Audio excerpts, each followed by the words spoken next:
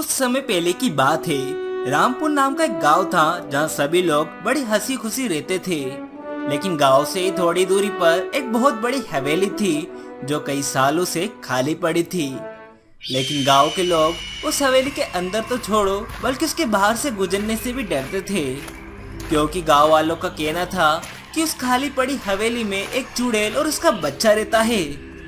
उस हवेली में आने से गांव के लोग बहुत डरते थे। गांव वालों में उस चुड़ैल ने यहाँ डर बैठा रखा था कि जो भी इस हवेली के अंदर आएगा वह जिंदा नहीं बच पाएगा।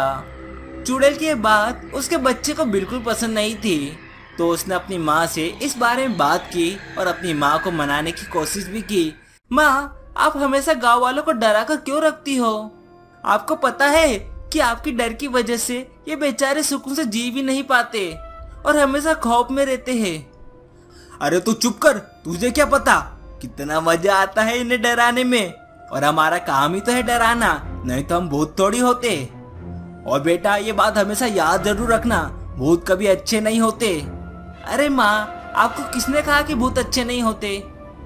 किसी ने नहीं कहा, बस यह बात हमेशा याद रखना कि हम कभी अच्छे नहीं हो सकते। चुड़ैल का बच्चा था तो भूत ही, लेकिन उसका स्वभाव काफी प्यारा था। वह किसी को भी दुखी नहीं देख सकता था। अपनी माँ की बात मानने के अलावा उसके पास कोई चारा बचा भी नहीं था। लेकिन एक दिन गांव का एक बच्चा लुका छुपी खेलते खेलते उस हवेली के सामने आ जाता है और उसके अंदर छुप जाता है। चुड़ैल उस बच्चे को देखकर बहुत खुश होती है और फिर कहती है, आज तो मजा ही आ गया, आज तो शिकार खुद अपने पैरों पर चलकर हमारे पास आया है। बच्चा हवेली के बाहर जाने की बहुत कोशिश करता है, लेकिन वो बाहर जा ही नहीं पाता। चुड़ैल बच्चे को डराना शुरू कर देती है और डरावनी आवाजें निकालने लगती है, जिससे छोटा बच्चा डरने लगता है और चिल्लाने लगता है, कौन है, कौन है? तभी चुड़ैल उसके सामने आ जाती है। देखो चुड़ैल जी, मैं गलती से यहाँ आ गया हूँ, मुझे छोड़ दो और घर जाने दो। मेरी माँ मेरा इंतजार कर रही होगी, अगर मैं घर नहीं पहुँचा तो बहुत परेशान हो जाएगी।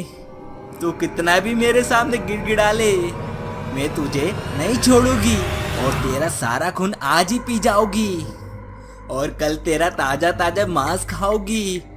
इतने में चुड़ैल का बच्चा आ जाता है और वह सब कुछ समझ जाता है।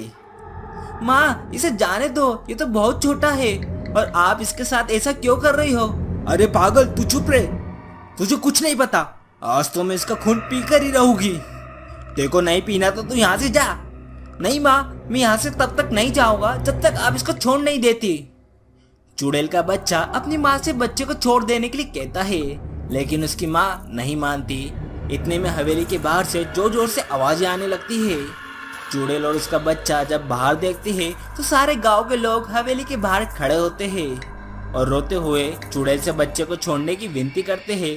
तब चुड़ैल का बच्चा अपनी माँ से कहता है, माँ, हम जो भी कर रहे हैं वो गलत है, हमें इस बच्चे को जाने देना चाहिए। और ये तो देखो गांव वाले कितने परेशान हैं और हमें इन्हें और परेशान नहीं करना चाहिए। अरे इतने सालों बाद को इतनी मुश्किल से हमारे हाथ लगा है, मैं अब यह मौका अपने हाथ से नहीं जाने देना चाहती। यही मौका है हमारे पास कि पूरे गांव का हम अपनी मुट्ठी में कर सके। चुड़ैल का बच्चा अपनी माँ को बहुत समझाने की कोशिश करता है, लेकिन उसकी माँ समझने के लिए तैयार ही नहीं होती। तभी चुड़ैल का बच्चा कहता है, ठीक है, अगर आप इस बच्चे को नहीं छोड़ सकती तो मैं अपने आप को इन गांव वालों के हवाले कर दूंगा। यह सुनकर चुड़ैल घबरा जाती है और कहती है, नहीं बेटा, अभी तो तू शक्तिशाली भी नहीं हुआ है और अगर तू गांव वालों के बीच जाएगा तो वो तुझे चोट पहुंचा सकते हैं। नहीं माँ, मैं अब ऐसा ही करूँगा और अगर आप चाहती हो कि मैं ऐसा ना करूँ तो आपको इस बच्चे को छोड़ना ही पड़ेगा। अरे पगले, तू इस बच्चे को बचाने की कोशिश क्यों कर रहा है? बेटा तू जानता ही ना, मैं तेरे बिना बिल्कुल भी नहीं रह सकती। माँ, जब आप मेरे बिना नहीं रह सकती तो सोचो कि इस बच्चे की माँ कैसे अपने बच्चे के बिना रह पाएगी। चुड़ैल भावुक हो जाती है और उसे अपने बच्चे की बात समझ में आ जाती है। मैं समझ गई, हाँ बेटा, मुझे तेरी बात समझ में आ गई है। हाँ, मैं इस बच्चे को छोड़ने के लिए तैयार हूँ और गाँव वालों से माफी मांगने के लिए भी तैयार हूँ।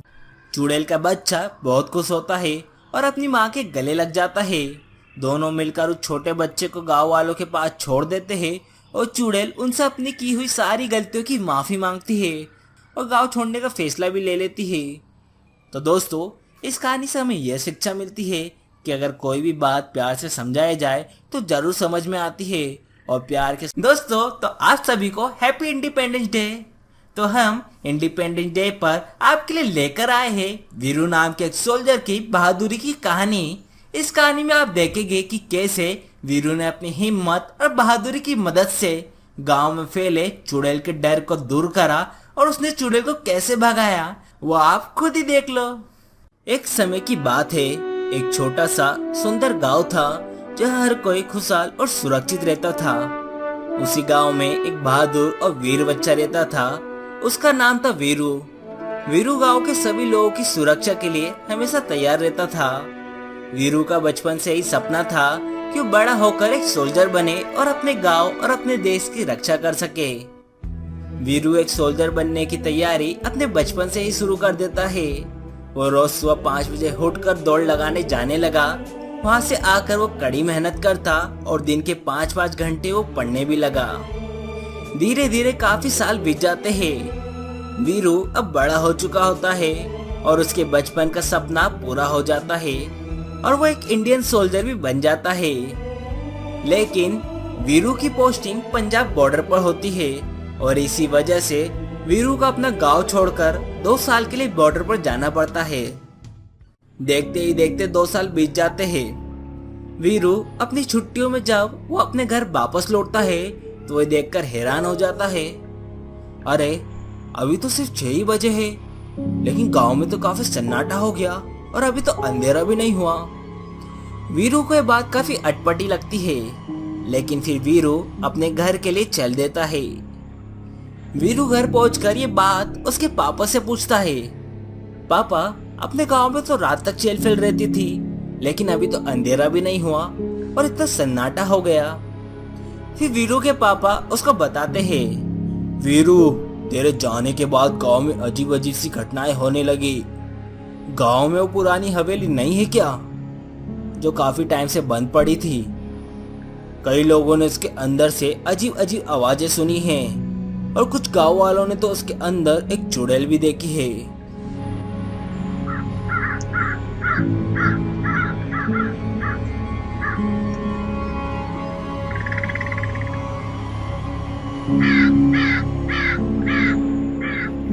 दिन पर दिन ये सभी घटनाएं बढ़ने लगी। जैसे जैसे शाम होती थी, हर रात गांव के लोगों को कुछ अजीब अजीब सी आवाजें सुनाई देती थी जो उन्हें डरा देती थी। इसी वजह से गांव के लोगों ने फैसला किया कि वो शाम को 5 बजे के बाद घर से बाहर नहीं निकलेंगे।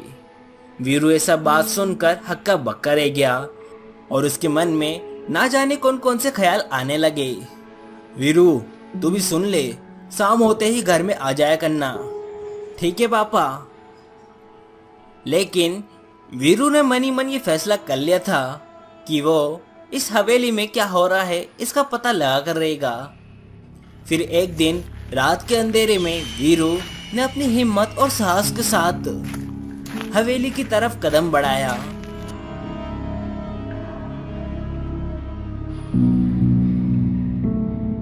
जब वीरू हवेली में पहुंचा तो उसने देखा कि हवेली में कुछ लोग हैं जो बॉम्ब बना रहे हैं।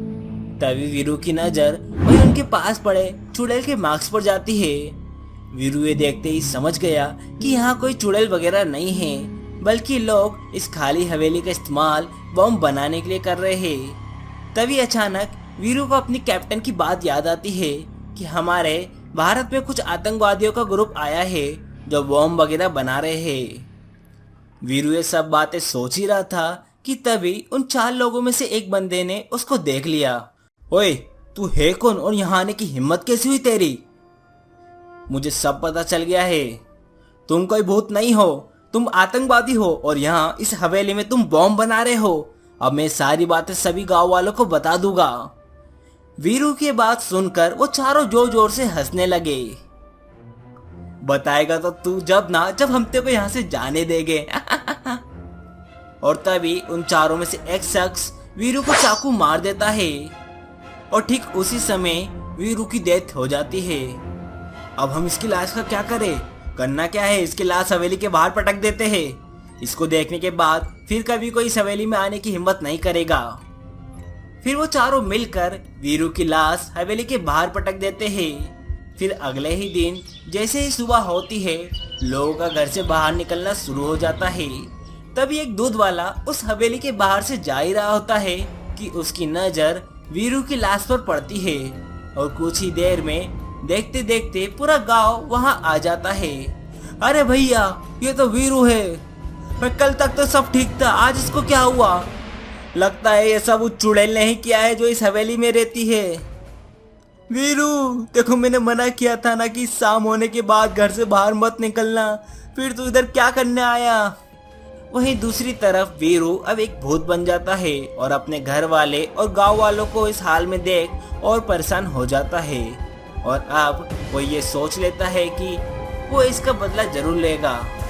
रात होते ही वीरू का भूत उस हवेली में वापस जाता है और चारों लोग बड़े आराम से बम बनाते बनाते वीरू की बात कर रहे होते हैं। अब हम हमारा काम और भी आसानी से कर सकते हैं। वीरू को मारने के बाद गांव वाले और डरे हुए हैं। अब तो इस हवेली के आसपास कोई परिंदा भी पर नहीं मार सकता।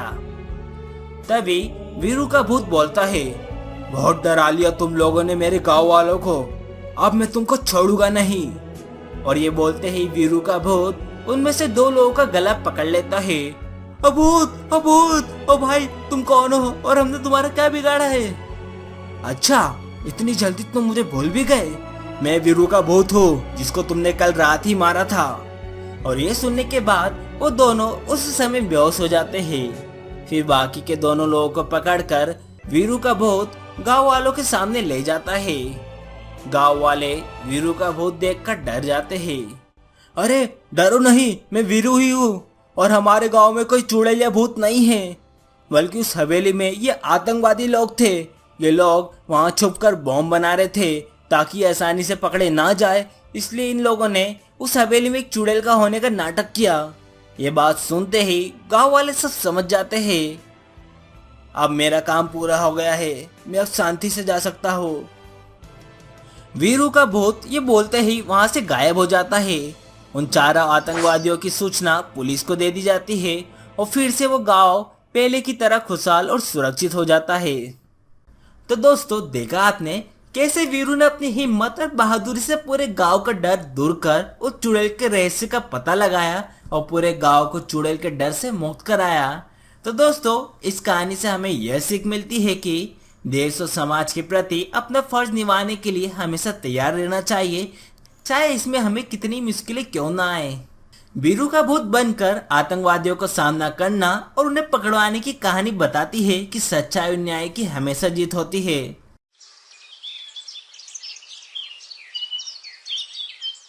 चंदेरी नाम का एक छोटा सा गांव था जो अपनी शांति और सुंदरता के लिए मशहूर था।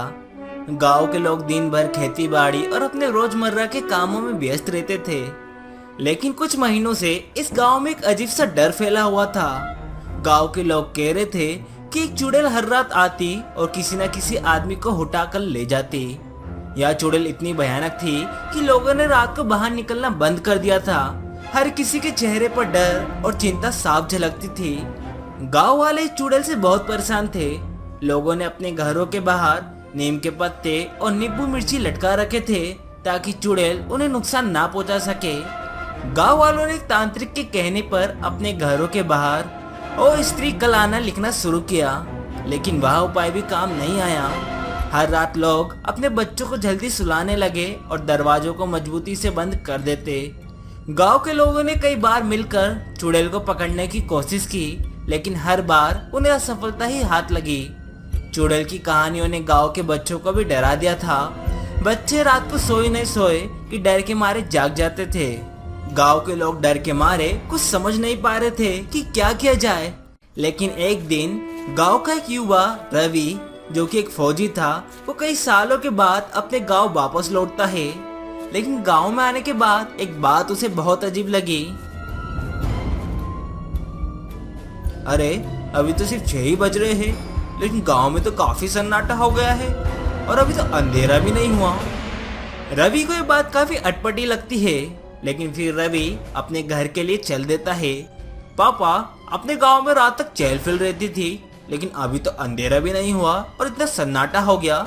फिर रवि के पापा उसको बताते हैं, रवि तेरे जाने के बाद गांव में अजीब अजीब सी घटनाएं होने लगी। गांव में वो पुरानी हवेली नहीं है क्या, जो काफी टाइम से बंद पड़ी है? कई लोगों ने उसके अंदर से अजीब अजीब सी आवाजें सुनी हैं और कुछ गांव वालों ने तो उसके अंदर एक चुड़ैल भी देखी है। दिन पर दिन ये सभी घटनाएं बढ़ने लगी, एक एक करके गांव के आदमियों को उठा के ले जाने लगी। इसी वजह से गांव के लोगों ने यह फैसला किया वो शाम को 5 बजे के बाद घर से बाहर नहीं निकलेंगे। लेकिन रवि ने मन ही मन ये ठान लिया कि वह इस चुड़ैल के राज का पता लगा कर ही रहेगा। रवि एक होशियार और साहसी युवक था जो हमेशा सच्चाई और न्याय के लिए लड़ता था। उसने अपने कुछ दोस्तों को इकट्ठा किया और उन्हें अपना यह विचार बताया। योजना बनाने के अगले ही दिन रवि और उसके दोस्तों ने अपने आप को छुपाकर गांव के कोने कोने में निगरानी शुरू कर दी। उनकी धड़कनें तेज थी, लेकिन उनके मन में दृढ़ संकल्प था। रात के करीब 12 बज चुके थे। रवि और उसके दोस्त बेसब्री से चुड़ैल का आने का इंतजार कर रहे थे। तभी उन्हें सामने से कोई आता हुआ नजर आता है। धीरे धीरे पता चलता है कि वो चुड़ैल ही है। चुड़ैल एक एक करके कुछ घरों के बाहर गई और फिर वहां से चल देती है। तभी वो एक घर के पास जाती है और वहां रुक जाती है और घर का दरवाजा खटखटाती है। तभी उस घर में से एक आदमी निकलता है जिसे वह चुड़ैल उठा लेती है। रवि और उसके दोस्तों ने हिम्मत जुटाई और उस चुड़ैल का पीछा करना शुरू किया। उनकी आंखों में डर था, लेकिन हौसला उससे कई ज्यादा बड़ा था। उन्होंने देखा कि चुड़ैल गांव से दूर एक जंगल की तरफ जा रही है। जंगल के बीच में पहुंचकर रवि और उसके दोस्तों ने देखा कि वह चुड़ैल कोई और नहीं बल्कि एक आदमी है जो चुड़ैल का वेश बदलकर गांव के लोगों को डराता था। रवि और उसके दोस्तों ने बिना किसी देरी के उस आदमी को पकड़ लिया और उससे सच्चाई बुलवाई। पहले तो उस आदमी ने कुछ भी बताने से इनकार कर दिया, लेकिन जब रवि ने उसे धमकाया और कहा कि अगर तुम सच नहीं बताओगे तो हम तुम्हें पुलिस के हवाले कर देंगे, तब उस आदमी ने अपनी कहानी सुनाई। उसने बताया कि सब हमारे नेता राघव के कहने पर कर रहे हैं। तभी रवि उसे बोलता है, लेकिन तुम्हें ये सब करके आखिर क्या मिलेगा? फिर वो आदमी उन्हें बताता है।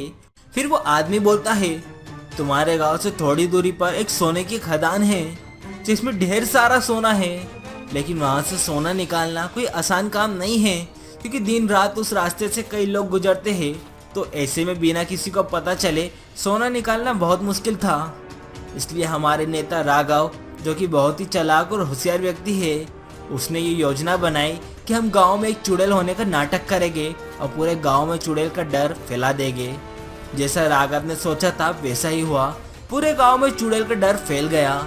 लोगों ने शाम होते ही अपने घरों से बाहर निकलना बंद कर दिया। शाम होते ही पूरा गांव में सन्नाटा छा जाता था और इस तरह हम हमारा काम बड़ी आसानी से कर पा रहे थे। ये सब तो ठीक है, लेकिन तुम गांव के लोगों को क्यों उठाने लगे? जैसा कि मैंने तुम्हें बताया, सोने की खदान से सोना निकालना कोई आसान काम नहीं है। हम बहुत कम लोग थे, इसलिए काम हम तेजी से नहीं कर पा रहे थे। इसलिए रात होते ही हम चुड़ैल का मास्क पहनकर गांव में जाते और हर रोज किसी न किसी एक आदमी को उठा के लाने लगे और उससे जोर जबरदस्ती करके खदान में काम करवाते थे। और अब हमारा काम पहले से भी तेज हो गया था और लोगों के गायब होने की वजह से सभी गांव वालों के बीच डर और भी बढ़ गया था। रवि और उसके दोस्तों ने यह सब सुनकर फैसला किया कि अब समय आ गया है इस बुरे ग्रुप को सबक सिखाने का। राघव और उसके आदमी, जो अपने आप को चुड़ैल बनाकर डराते थे, एक रात जब वापस गांव आए तो गांव के लोग और पुलिस उनके इंतजार में थे। जैसे ही उन्होंने किसी आदमी को हटाने की कोशिश की, सभी लोगों ने मिलकर उन्हें घेर लिया और पुलिस ने उन्हें पकड़ लिया। राघव ने पहले तो मुकर कर सब कुछ झूठ बताया, लेकिन जब उसके आदमियों ने उसका साथ छोड़ दिया और सच्चाई सबके सामने रख दी, तब उसे भी अपनी हार माननी पड़ी। रवि और उसके दोस्तों की वजह से गांव वालों को चुड़ैल के डर से मुक्ति मिल गई। सभी गांव वालों ने रवि और उसके दोस्तों का दिल से शुक्रिया अदा किया। रवि को गांव का हीरो माना गया और उसकी तारीफ हर किसी की जुबान पर थी। गांव वाले वापस अपनी शांति और खुशी भरी जिंदगी जीने लगे। लोग अब पहले की तरह बिना किसी डर के रात को सो सकते थे। रवि और उसके दोस्तों ने साबित कर दिया कि सच्चाई और हिम्मत से हर बुराई का सामना किया जा सकता है। चंदेरी गांव फिर से अपनी पुरानी रोशनी और खुशी में लौट आता है। लोगों ने मिलकर एक बड़ी सी दावत का आयोजन किया, जिसमें सभी ने खुलकर नाच गाना किया और जी भरकर खुशी मनाई। रवि और उसके दोस्तों ने सबको यह सिखाया कि अगर हम सब मिलकर किसी समस्या का सामना करें तो कोई भी बुराई हमारा कुछ नहीं बिगाड़ सकती। गांव के लोग अब और भी ज्यादा एकता और प्रेम से रहते हैं और रवि की कहानी हर किसी के लिए प्रेरणा का स्रोत बन गई।